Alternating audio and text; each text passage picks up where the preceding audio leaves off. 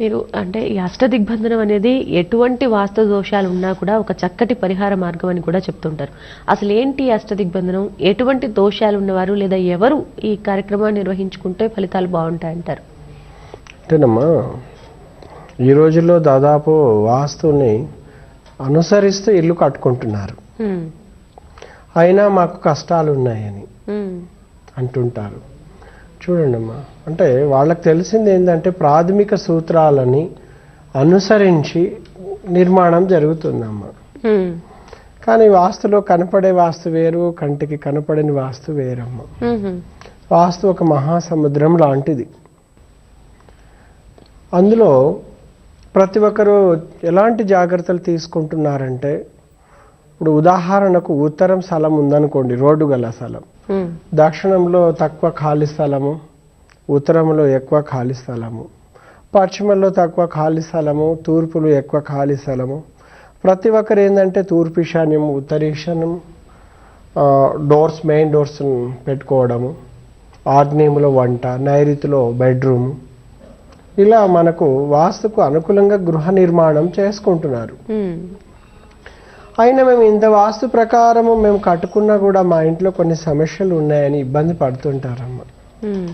అలాంటి గృహాలకు మేము వెళ్ళి చూసినప్పుడు వాస్తులో ఒక కంటికి కనపడని ఎన్నో దోషాలు ఉంటాయమ్మా. ఎలా ఉంటాయంటే అమ్మా, ఒక నిర్మాణం చేసేటప్పుడు అంటే వాడకూడని మట్టి తీసుకొచ్చి ఫిల్ చేసేస్తారు, కాంట్రాక్ట్కి ఇచ్చేస్తారు. అలాగనే పాత మట్టినితో ఫిల్ చేసేస్తారు. అంటే వాడకూడని అంటే ఏంటి, కొంచెం వివరంగా చెప్తారు? అంటేనమ్మా, ఇప్పుడు కలప ఉంది, ఆల్రెడీ యూజ్ చేసింది మళ్ళీ యూజ్ చేయకూడదు. ఇప్పుడు మట్టి ఉందమ్మా, మట్టి అనేది శ్మశానం దగ్గర సంబంధించింది. కానీ పూర్వకాలంలో జంతువులు ఎక్కడైనా లోపల భూమి లోపల పాతి పెట్టేవారు పూర్వకాలంలో. అంటే శల్య వాస్తు ఉన్న మట్టిని తీసుకొచ్చి గృహంలో ఫిల్లింగ్ చేయడం, ఇది కంటికి కనపడదు కదమ్మా. అలాగే భూగర్భ విశేషాలమ్మా. భూగర్భ విశేషాలు అంటే 8 అడుగుల కంటే లోపల ఉంటే అది మనకు దోషం లేదు. మన మెయిన్ డోర్, సింహద్వారం అడుగు భాగం అనేది ఉంటుంది క్షేత్రంలో. అక్కడి నుంచి 8 ఫీట్ లోపలికి ఎలాంటి శల్య దోషాలు ఉన్నా దోషం లేదమ్మా.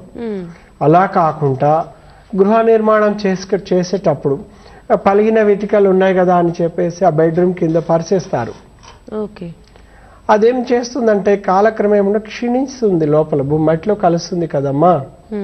అలాగే ఇనుప రాడ్లు కావచ్చు, కొయ్యలు కావచ్చు, నెక్స్ట్ మట్టి అంటే కలుషితమైన మట్టి. కలుషితమైన మట్టి అంటే ఇప్పుడు శ్మశాన వాటికి దగ్గరికి సంబంధించింది. కానీ కొన్ని రకాల మట్టిని మనం ఇంట్లో తీసుకురాకూడదు. అలా మనం అవన్నీ కంటికి కనపడవు కదమ్మా. వాస్తు ప్రకారం నిర్మాణం చేసుకున్నాం ఇక్కడ.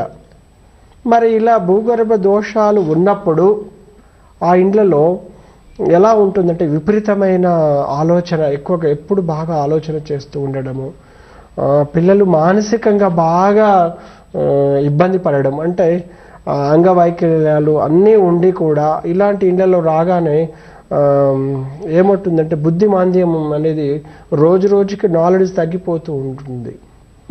ఇంకా మనం చూస్తేనమ్మా, కంటికి కనపడని దోషాలు ఇంకా చూస్తే కొన్ని ఇండ్లలో ఏంటంటమ్మా, వృక్షాలు లేకంటే ప్లాంటేషన్ గార్డెన్ కోసం పెట్టుకుంటారు. ఇంట్లో ఉండకూడని మొక్కలమ్మ. ఉదాహరణకు బాదం చెట్టు ఉందనుకోండి, ఆ చెట్టు కోసం గబ్బిలాలు వస్తూ ఉంటాయి. గబ్బిలాలు ఏంటిది, ఒక రాక్షస జాతికి అంటే ఒక భూత జాతికి చెందినవి అన్నమాట. అలా ఇలాంటి పక్షులు రావడం వల్ల ఏమవుతుంది, పక్షివేద వాసు దోషం అనేది ఏర్పడుతుంది.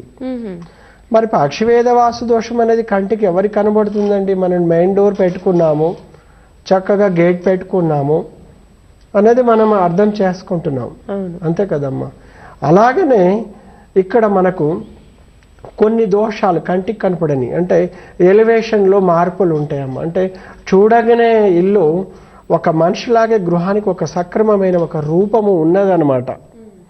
మనకెలా రూపము, కళ్ళున్న కాడ కళ్ళున్నాయి, నోరున్న కాడ నోరున్నది, నోజు ఉన్న కాడ అంటే ముక్కు ఉన్న కాడ ముక్కు ఉన్నది, ఒక క్రమేపణ ఉంది. అలా కాకుండా హాఫ్ కట్స్ అంటే లుక్ కోసము ఎలివేషన్లో మార్పులు వచ్చేస్తాయమ్మా. ఎలా వస్తాయి? ఒక విల్లాస్ కట్టుకున్నప్పుడు, లేదంటే మన డూప్లెక్స్ హౌజెస్ కట్టుకుంటూ ఉన్నప్పుడు, మోడల్ ఇండ్లు కడుతుంటారు, క్లాసిక్ హౌజెస్ కడుతున్నప్పుడు డిజైన్లో లోపాలు వస్తాయి. అదేవిధంగా లోపల ఆయంలో కొలతలు వస్తాయి, బెడ్రూమ్లో కొలతలు వస్తాయి. ఇప్పుడు ఉదాహరణకు ఒక సైడ్ 12 పెట్టుకుంటారు బెడ్రూమ్కి, ఒక సైడ్ 13 పెట్టుకుంటారు. ఇలాంటి కొలతలు ఉన్నప్పుడు నేను కొన్ని ప్రాక్టికల్గా చూశాను, వాళ్ళకి ఎన్నో సమస్యలు వస్తూ ఉన్నాయమ్మ. మరి ఇలాంటి సమస్యలు ఉన్నప్పుడు వాళ్ళు అష్టదిగ్బంధన కార్యం చేయించుకుంటే ఆ దోషాలను నివృత్తి చేయగలుగుతాము.